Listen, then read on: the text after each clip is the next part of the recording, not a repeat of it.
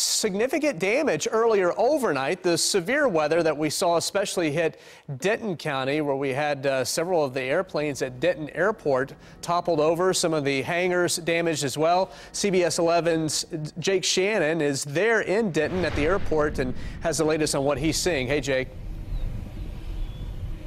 Well, good morning, Jeff. I'm here at Denton Airport, where high winds from that powerful overnight thunderstorm damaged many parts of the airport. As you can see from this video, the damage is widespread throughout the airport, tearing hangar doors off of buildings, peeling parts of roofs off, and scattering debris everywhere. As many as 15 airplanes in and around the airport were flipped or mangled due to those high winds. Airport officials had to close one runway this morning for about 30 minutes to clear off all that debris. No injuries have been reported, and the cleanup process will continue throughout the day. In Denton, Jake Shannon, CBS 11 News. Jake, thanks. And we want you to be weather prepared the next time storms move through our area. The free CBS DFW weather app will give you real-time radar, and you can also use it to safely send us video and pictures of weather or storm damage in your area.